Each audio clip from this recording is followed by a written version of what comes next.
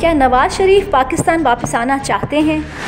बरतानिया की हुकूमत ने वीज़े में तोसी ना दी तो क्या नवाज शरीफ वतन वापस आएंगे? क्या साबिक वज़ीर आज़म पाकिस्तान के पास कोई दूसरा ऑप्शन है?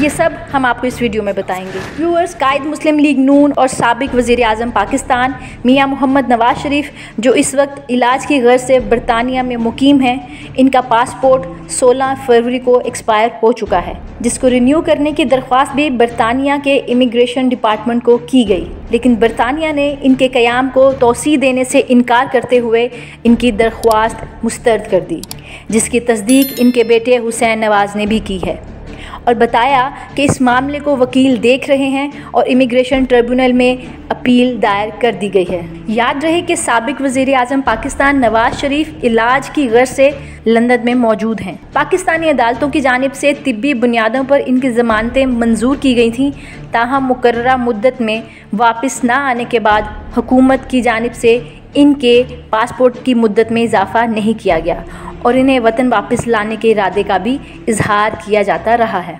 अब देखना यह है कि साबिक वज़ीर आज़म पाकिस्तान वतन वापस आते हैं। क्या बरतानिया की हुकूमत उनके क़याम में तोसीह की दरख्वास्त मंजूर करती है और दूसरी सूरत में साबिक वज़ीर आज़म पाकिस्तान नवाज शरीफ वतन वापस आएंगे या नहीं।